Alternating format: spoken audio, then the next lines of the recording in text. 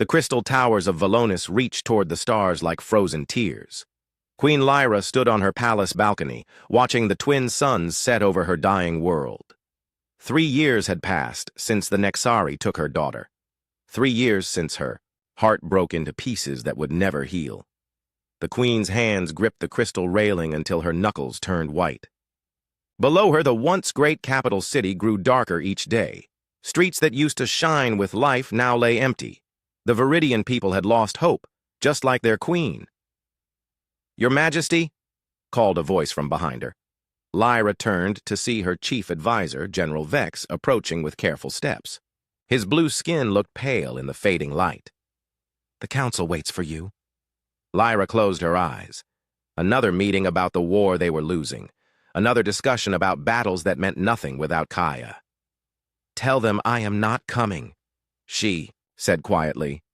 "My queen, we must discuss the defense of the outer colonies. The Nexari grow stronger each day.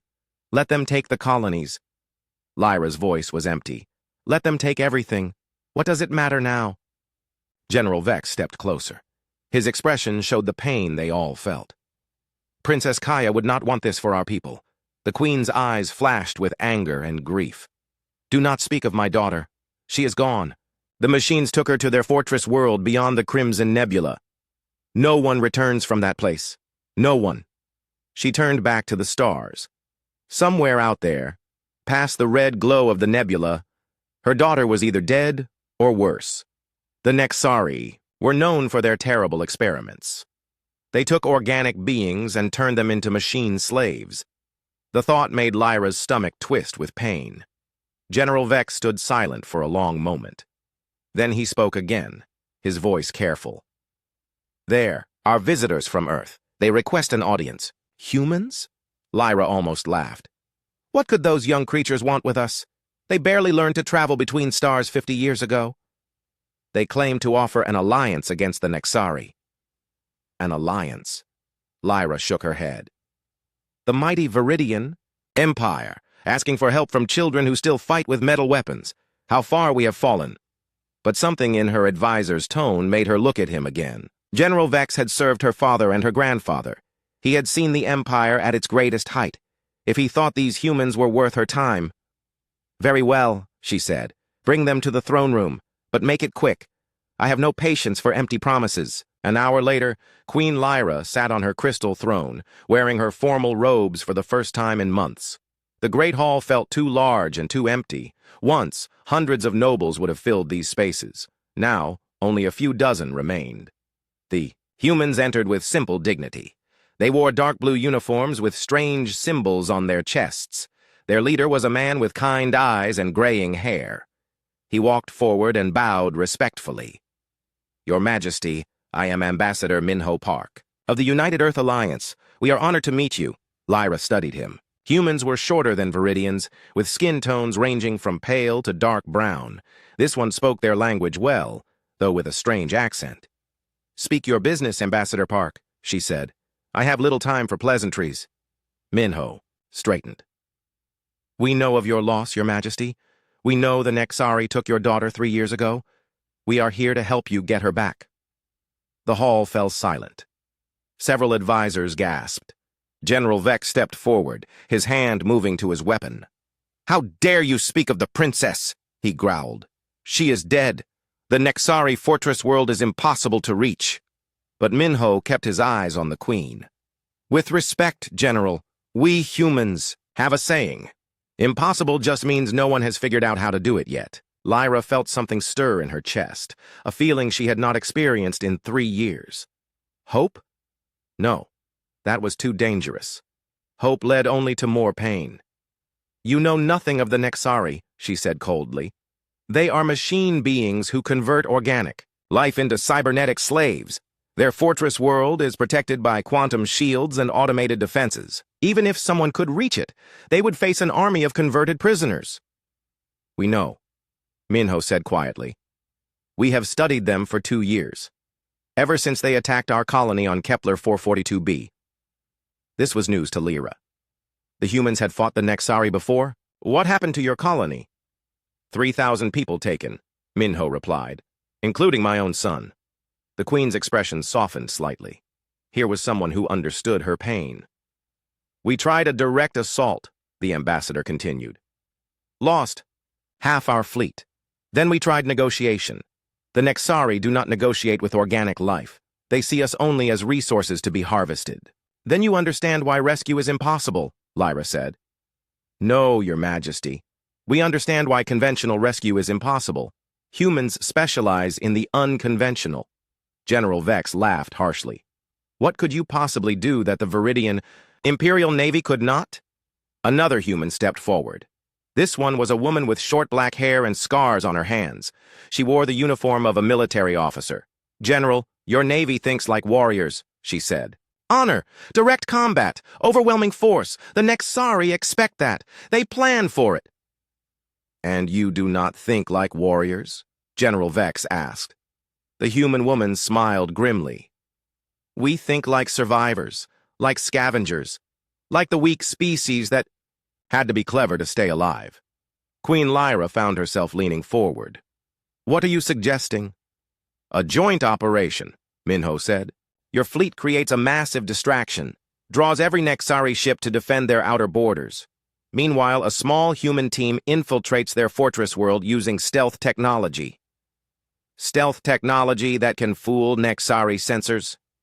General Vex scoffed. "Impossible." "There is that word again," Minho smiled. "Your Majesty, we would like to introduce Colonel Jiwon Kim.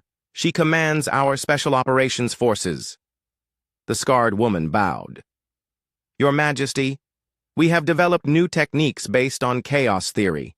The Nexari think in patterns, perfect logic, mathematical precision. We introduce random variables they cannot calculate."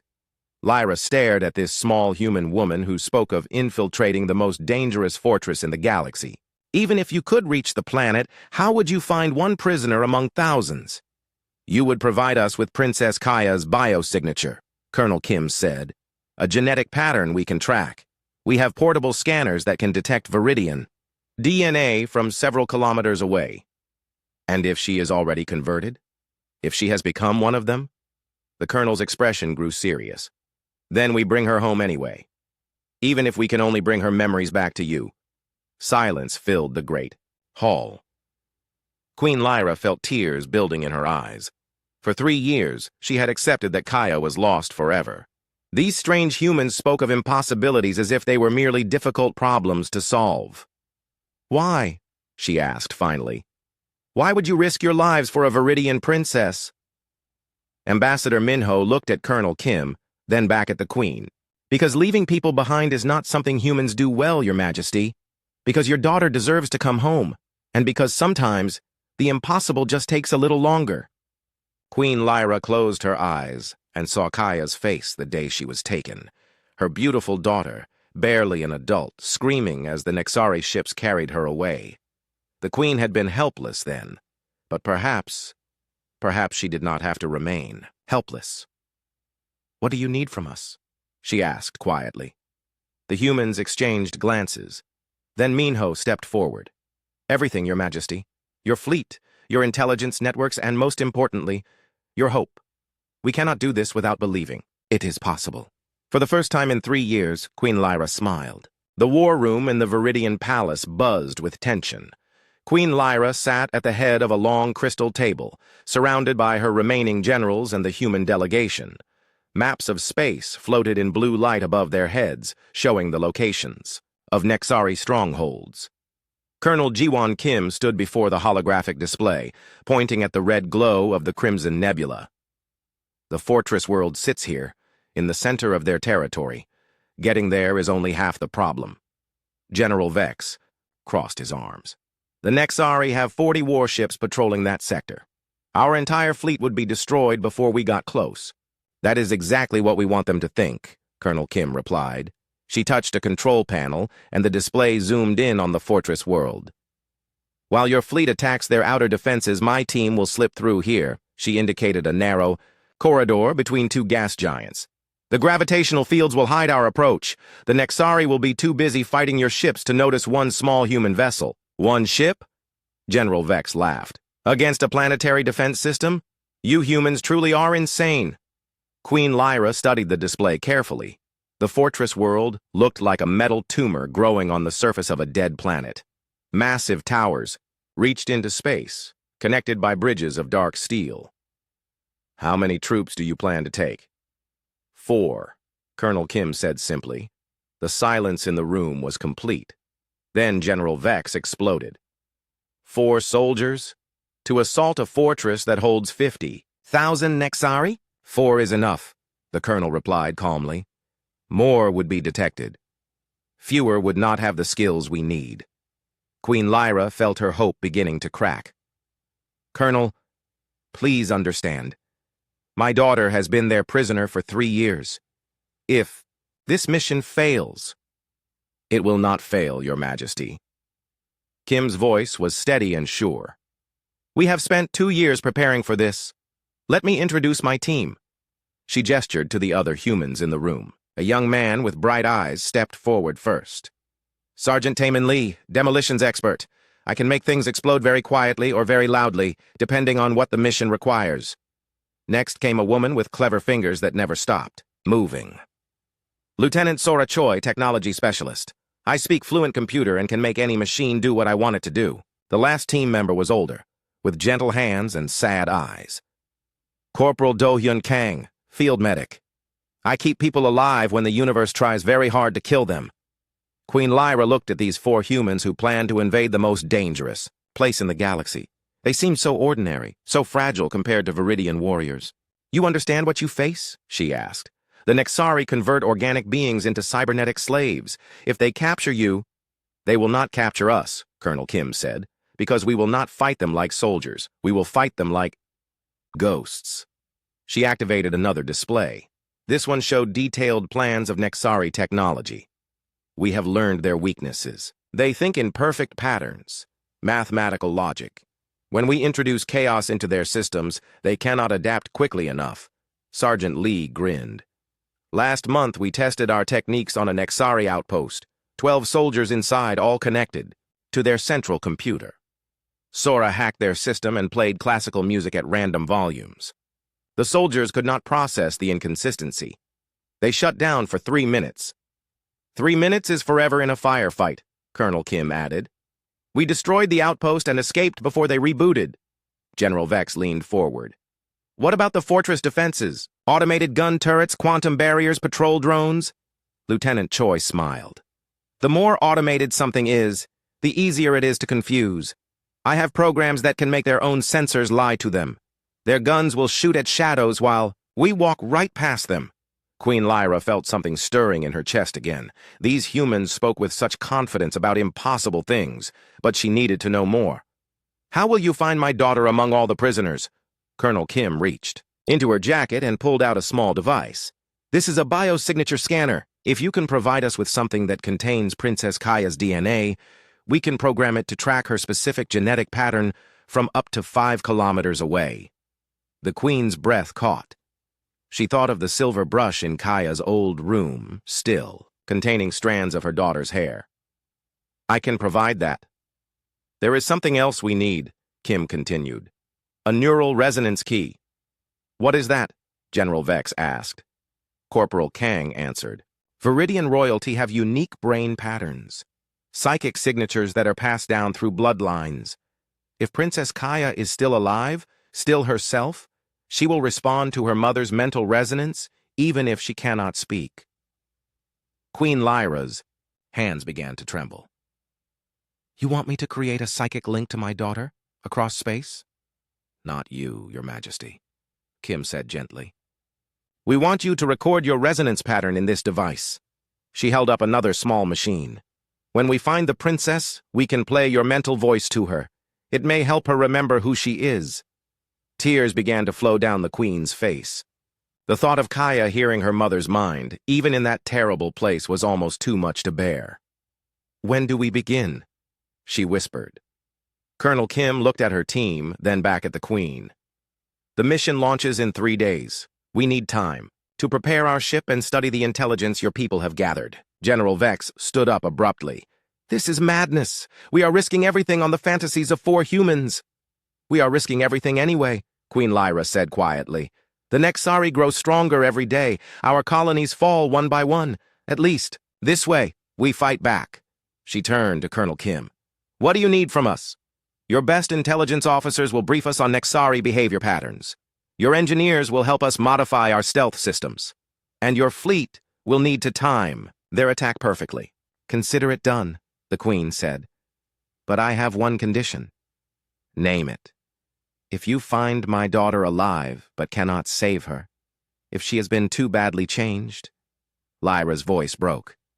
Promise me you will not let her suffer. Promise me you will give her peace. Colonel Kim met the Queen's eyes. Your Majesty, we did not come this far to give up on Princess Kaya. We will bring her home alive and whole, or we will die trying. And if she is already converted, already one of them, then we will find a way to bring her back to herself, Kim replied. Humans are very good at fixing broken things. Over the next 3 days, the palace became a center of frantic activity. Viridian technicians worked alongside human engineers, combining their technologies in ways neither species had imagined. The Queen's intelligence networks provided detailed maps of the fortress world, while human computers analyzed Nexari patrol patterns. Queen Lyra spent hours with the biosignature scanner, providing genetic samples from Kaya's childhood belongings. She also submitted to the neural resonance recording, a painful process that required her to focus on her deepest memories of her daughter. On the final night before the mission, she found Colonel Kim standing alone on the palace balcony, looking up at the stars. Second thoughts? The Queen asked. Always, Kim replied, but not about the mission, about what we might find when we get there. Lyra joined her at the railing. You have children? A daughter. She is 15 now. Every time I go on a dangerous mission, I wonder if I will see her again. Then why go? Why risk everything for a princess you have never met? Colonel Kim was quiet for a long moment. Because 3 years ago, when the Nexari took your daughter, you probably screamed her name and reached for her as the ships carried her away. The Queen nodded, tears flowing again. My daughter was there when the Nexari attacked our colony. I was off-world on another mission. When I got back, she was gone. I screamed her name too. I reached for empty air. Did you find her? Yes, but not before they hurt her badly. Not before they made her forget who she was for 6 months. Kim's voice was hard. No parent should go through that. No child should suffer like that. Queen Lyra understood now.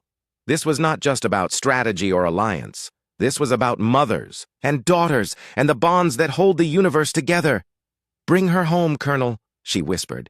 We will, Your Majesty, we will. The human stealth ship, Defiant Hope, drifted through space like a shadow among shadows. Colonel Jiwon Kim stood on the bridge, watching the Crimson Nebula grow larger on their screens. Somewhere in that red glow waited the Nexari fortress world and Princess Kaya. Status report, Kim said quietly. Lieutenant Sora Choi looked up from her console. Stealth systems running at full power.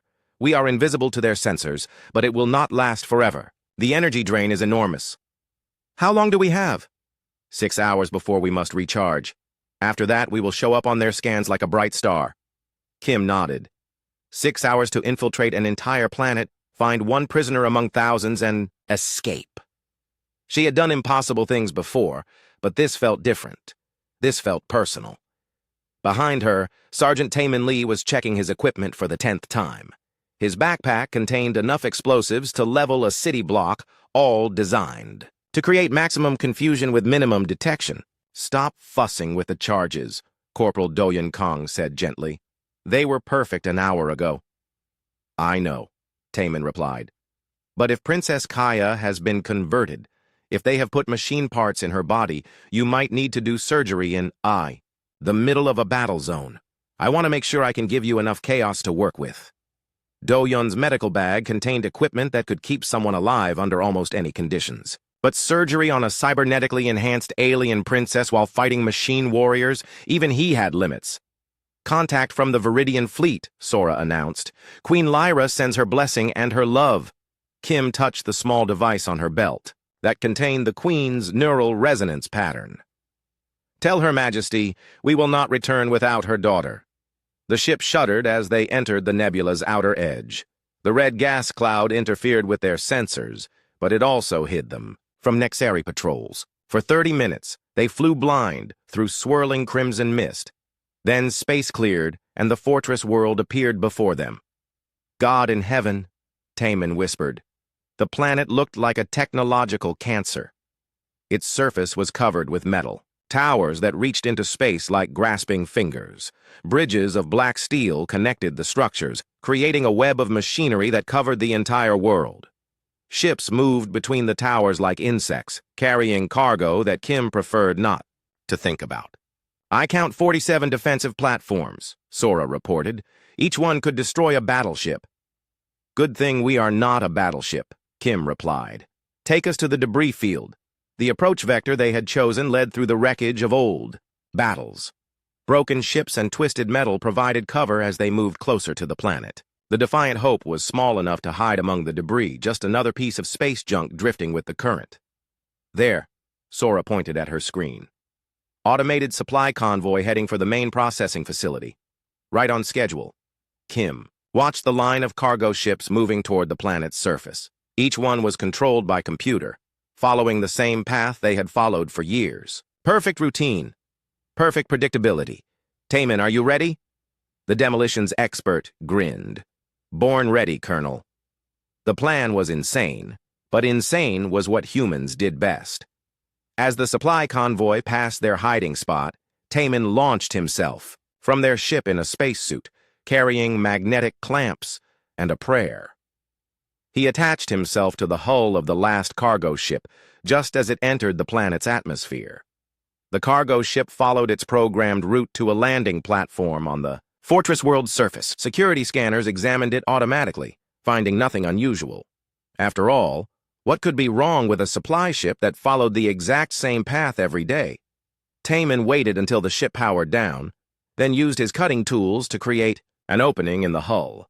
He slipped inside and began placing charges on the cargo containers, not to destroy them, but to create a distraction when the time came.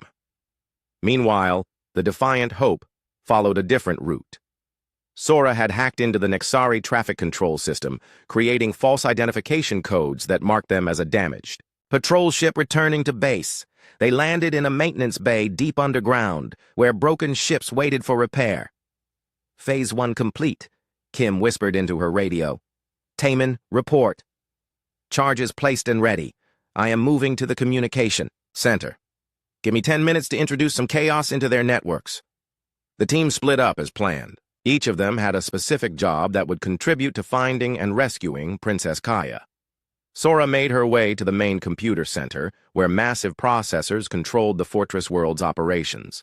Her job was to hack into the prisoner database and locate the princess using the biosignature scanner Queen Lyra had provided. Do-hyun established a medical station in an abandoned maintenance tunnel. If they found Kaya alive, she would almost certainly need immediate treatment. He set up portable surgical equipment and prepared doses of medicine that could counteract Nexari cybernetic implants. Kim followed the neural resonance scanner deeper into the fortress. The device in her hand pulsed with faint blue light, seeking the specific brain pattern of Viridian royalty. The corridors around her were filled with the sounds of machinery and the occasional scream from the processing levels below. She tried not to think about what the Nexari did to their prisoners. Conversion was a slow process that turned organic beings into cybernetic slaves while keeping their consciousness intact. They remained aware of what they had become, trapped in bodies that no longer belonged to them. Sora, status report, she whispered. I am in their database now, searching for Viridian genetic markers. A pause. Colonel, there are over 12,000 prisoners in this facility. Most of them are listed as conversion in progress. Kim's stomach twisted. 12,000 beings, all suffering the same fate they feared for Princess Kaya. Keep searching. Taman, are you in position? Affirmative. Their communication center is about to have a very bad day. I am uploading Sora's chaos programs into their main network. When you give the word, every computer in this place will start playing random music and flashing disco lights. Despite everything, Kim almost smiled. Trust humans to weaponize a dance party. The neural resonance scanner grew stronger as she descended, deeper into the fortress. Whatever part of Princess Kaya remained alive, it was far below, in the most secure section of the facility. Got her!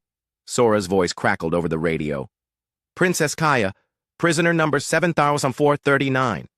She is being held in the deep conversion chambers, level 47 underground. Conversion status? A long pause. Partial. They started the process 3 years ago, but something went wrong. The file says, subject rejected full integration and maintain for genetic research purposes. Kim felt a surge of hope. Princess Kaya had fought back. Even after 3 years of captivity, some part of her had refused to become what the Nexari wanted. I am 20 levels above her position, Kim reported. Beginning descent now. The deeper she went, the worse the facility became. The upper levels were clean and efficient, but down here, everything was dark and stained with substances Kim did not want to identify. The air was thick with the smell of metal and pain. She passed cells filled with prisoners in various stages of conversion. Some were barely recognizable as the species they had once been. Others looked almost normal until you saw the cables running from their spines to the wall sockets that kept them alive. Kim forced herself to keep moving. She could. Not save all of them, but she could save one. She would save Kaya and then find a way to come back for the others. The neural resonance scanner led her to a section that looked different from the rest. The walls were covered with biological monitors, and the doors were thicker. This was where they kept their special prisoners. Sora, I need you to unlock the security door on level 47, Sector 12. Working on it now. Colonel, be advised, I am seeing increased activity in the fortress defense systems. They may be starting to notice our presence. How long before they find us? Maybe an hour. Maybe less. Kim looked at the sealed door in front of her. Behind it was a princess who had been missing for 3 years, a daughter who had not seen, her mother, since she was barely an adult. Taemin, execute Chaos Protocol now. Make them think the universe is ending. With pleasure, Colonel. Suddenly, every speaker in the fortress began playing different songs at maximum volume. The lights started flashing in random colors. Computer screens displayed images of flowers and puppies instead of security data. Emergency alarms played classical music while maintenance systems announced that today was everyone's birthday. The confusion, Sora was able to override the security door. It slid open with a soft hiss, revealing a chamber that was part medical facility and part prison cell. And there, suspended in a biomechanical harness with cables running from her body to massive computers, was Princess Kaya. Kim's breath caught. The princess was alive but barely recognizable. Her skin had a metallic sheen where cybernetic implants had been grafted to her nervous system. Her eyes were closed and her breathing was shallow. But she was alive. She was whole enough to save. Kim activated the neural resonance device, filling the chamber with the psychic echo of Queen Lyra's voice calling her daughter's name. Princess Kaya's eyes opened. They were the same color as her mother's. Are you real? She whispered in broken common. Or just another dream? Princess Kaya's body convulsed as Colonel Kim disconnected the first cable from her spine. Alarms began screaming in the conversion chamber, adding to the chaos that Sergeant Taemin had created throughout the fortress. Do not stop, Kaya gasped. Please. They make me see things, terrible things. Kim worked quickly, her hands steady despite the urgency. Each cable that came free revealed more of the horror the princess had endured. Cybernetic implants ran along her arms and back like silver scars, some still pulsing with electronic signals. Sora, I need you down here now, Kim spoke into her radio. The implants are more complex than we expected. On my way, Colonel, but we have a problem. The Nexari have figured out we are not just a system malfunction. Security teams are heading for your location. Through the facility's speakers, random music continued to play while lights flashed in disco patterns. But underneath the artificial chaos, Kim could hear the sound of metal feet marching in perfect rhythm. The Nexari were coming. Lieutenant Sora Choi burst into the chamber carrying her portable computer kit. She took one look at Princess Kaya and whistled softly. They really did a number on her. Some of these implants are connected directly to her brain. Can you remove them safely? Maybe, but not quickly. Sora began scanning the cybernetic devices with her equipment. These are not just control systems. They are keeping her alive. Her organic functions have been partially replaced by machine processes. Kim felt her heart sink. Are you saying we cannot save her? I am saying it is complicated. If we remove the wrong implant, she dies. If we leave them in place, she remains connected to the Nexari network. They can take control of her mind anytime they want. Princess Kaya struggled to focus on their conversation. 3 years of mental torture had left her confused and weak, but her royal training showed through. Leave me, she said with difficulty. Save yourselves. Not happening, Princess, Kim replied firmly. She activated her radio. Do-yun, we need you down here with full medical support. Taemin, how long can you keep them confused? Maybe 10 more minutes, came the demolitions expert's voice. But after that, they will start thinking clearly again. And when they do, they will be very angry. The sound of marching feet was getting closer. Kim could hear Nexari voices speaking in their electronic language, coordinating search patterns and security responses. Corporal Doyun Kang arrived with his medical equipment just as Sora made a breakthrough. I think I understand their system. Now, she said excitedly. The implants work in layers. The deeper ones control life support. The surface ones handle communication and control. Can we remove the control systems without killing her? Yes, but we need something to replace their function temporarily. Her nervous system has adapted to work with the machines. Take them away too quickly and her body will not know how to keep itself alive. Doyun was already setting up his portable surgical unit. What if we substitute human technology? Our neural interfaces are designed to work with organic brains. Kim stared at him. You want to connect one of our command implants to an alien princess? It might work. Human neural interfaces are designed to enhance natural brain function, not replace it. They could serve as a bridge while her organic systems learn to work alone again. Princess Kaya's eyes widened. You would risk your own technology to save me? Princess, Kim said gently. Humans have a saying, leave no one behind. That includes you. The marching feet stopped outside the chamber door. Electronic voices discussed entry protocols and prisoner retrieval procedures. They had maybe 2 minutes before the Nexari broke through. Do it, Kim decided. Sora, start removing the control implants. Do-hyun, prepare the neural bridge. I will keep them busy. She moved to the chamber door and began placing explosive charges around the frame. Not enough to bring down the ceiling, but sufficient to make the entrance very unpleasant for anyone trying to use it. Behind her, Sora worked with desperate speed. First control implant coming out now, she announced. Princess Kaya screamed as the device was removed. Her body went rigid, and the monitors showed her life signs becoming erratic. Neural bridge connecting, Doyun said, pressing a human neural interface against the princess's temple. Come on, work with me here. The door exploded inward. 3 Nexari soldiers entered, their cybernetic bodies gleaming in the flashing lights.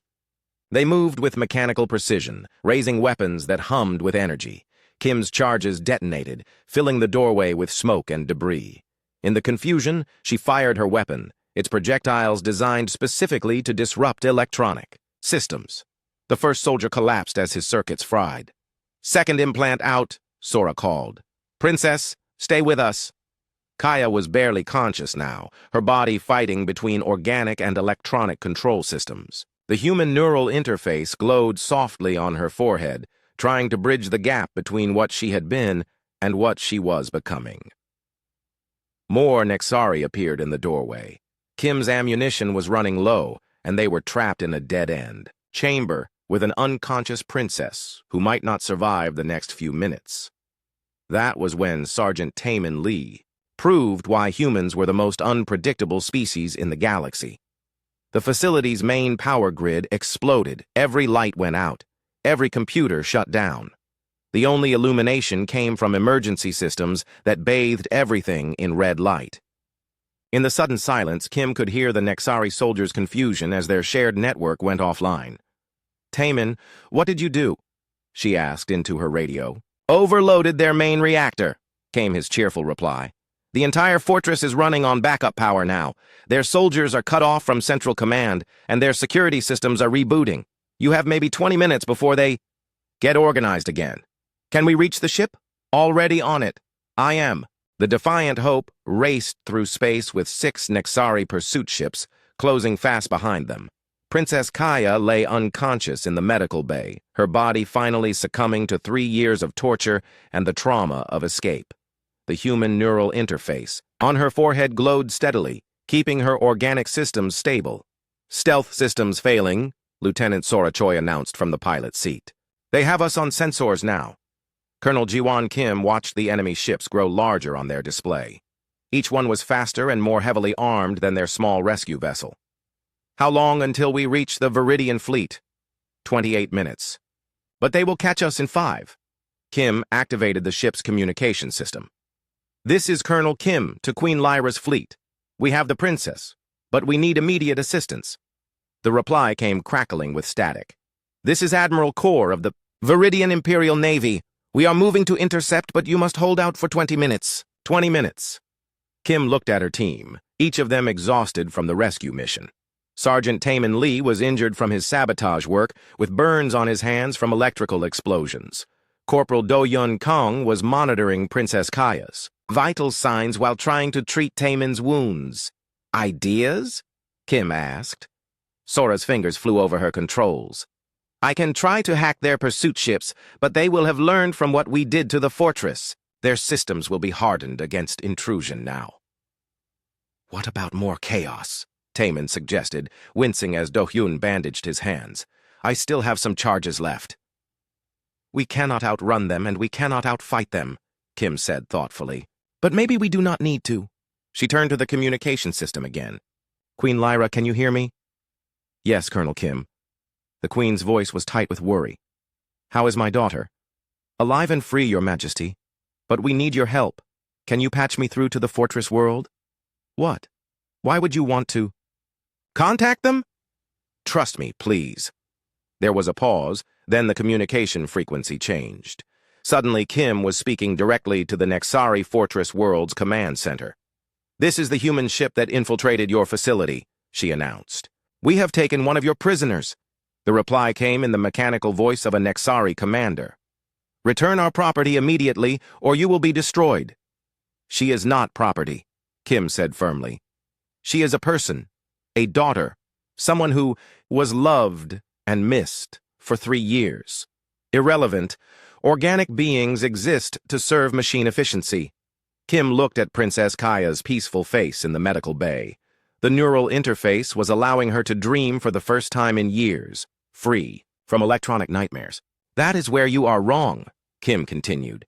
"You see people as resources to be harvested. But you missed something important about Princess Kaya." "Explain." "She never stopped fighting you. For 3 years, she resisted your conversion process. She held onto her identity when you tried to erase it. Do you know why?" The Nexari commander was silent. "Because someone loved her enough to never give up hope. Because her mother never stopped believing she would come home. That is the power you do not understand. That is why you will never truly defeat organic life." The pursuit ships were almost in weapons range now. Kim could see their gun ports opening, preparing to fire. "Love is inefficient," the Nexari commander replied. "It serves no logical purpose." "Love brought us here today," Kim said. "Love gave us the strength to do the impossible. And love will bring more people to rescue those you still hold prisoner." Looked at her team, all of them ready to die protecting one alien princess they had never met before today. "You call it inefficiency. We call it being human." The first energy blasts from the pursuit ships lit up space around them. Sora threw the ship into evasive maneuvers, but their small vessel shuddered under the assault. "Hull breach in cargo bay," Do-Hyun reported. "Sealing now." More shots followed. The Defiant Hope was tough, but she was not built for extended combat against military vessels. Then space around them exploded with light as the Viridian fleet arrived. 12 warships dropped out of hyperspace directly between the human vessel and their pursuers. Admiral Kor's flagship Royal Vengeance opened fire immediately, its massive guns tearing into the Nexari ships. "All vessels, protect the human ship," came the Admiral's voice over the radio. "The princess comes home today." The battle was swift and decisive. The Nexari pursuit ships, designed for hunting escaped prisoners, were no match for the full fury of the Viridian Imperial Navy. Within minutes, the threat was eliminated. "Defiant Hope, this is Admiral Kor." Request permission to come aboard and escort Princess Kaya to the medical frigate. Permission granted, Kim replied. But be gentle. She has been through enough. An hour later, Kim stood in the medical bay of the Viridian flagship, watching Princess Kaya sleep in a proper medical bed. The crude cybernetic implants had been removed by Viridian doctors, though some scarring would remain forever. The human neural interface had done its job and been safely disconnected. She will recover fully, the chief medical officer reported to Queen Lyra, who had not left her daughter's side since the fleet rendezvous. Her mind is strong. The machines could not break her spirit. Queen Lyra held her daughter's hand, tears flowing freely down her face. 3 years, she whispered. 3 years I believed I had lost her forever. Princess Kaya's eyes opened slowly. For a moment, she looked confused, as if unsure whether this was real or another dream the Nexari were forcing her to experience. "Mother," she said softly, I'm here, my daughter. I am here." Kaya struggled to sit up, and Lyra helped her, holding her close for the first time in 3 years. "Mom, I am back," the princess whispered. The queen's tears turned to sobs of joy. Around the medical bay, hardened Viridian warriors wiped their eyes and pretended they were not crying. Kim watched the reunion from the doorway, feeling her own emotions threatening to overwhelm her. This was why humans did impossible things. This moment, right here, made every risk worthwhile. "Colonel Kim," Princess Kaya called softly. "Please come here." Kim approached the bed, where mother and daughter held each other tightly. "You saved my life," Kaya said. "But more than that, you gave me back my identity. For 3 years, they tried to make me forget who I was. But when I heard my mother's voice through your device, I remembered. You never forgot, Princess.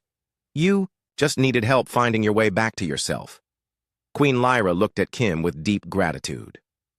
"How can we ever repay you?" "Help us save the others," Kim said simply. "There are 12,000 prisoners still on that fortress world. They all have families too. They all deserve to come home."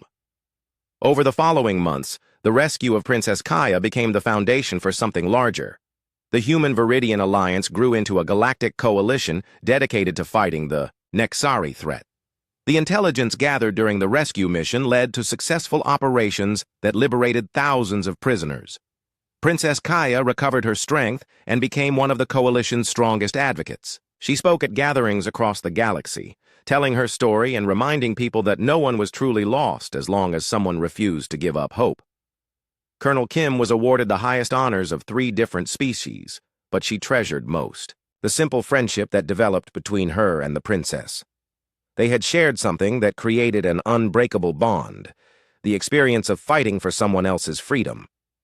6 months after the rescue, Kim received a message while training. The next generation of rescue specialists. It was a video from Valonis, showing Princess Kaya taking her first steps in the royal garden since her return. In the message, Kaya spoke directly to the camera. "Colonel Kim, thank you for teaching me that humans never give up on family. I want you to know that you will always have a family here on Valonis." Behind her, Queen Lyra smiled and waved, looking younger and happier than she had in years. The war against the Nexari continued, but it was no longer a war of desperation. It had become a war of liberation, fought by species who understood that the bonds between people were stronger than any machine. And sometimes, late at night when Kim could not sleep, she would look up at the stars and remember a broken queen who learned to hope again and a lost princess who found her way home. The universe was vast and dangerous, but it was also full of love and courage and stubborn human determination to do the impossible. That was enough to light up even the darkest corners of space.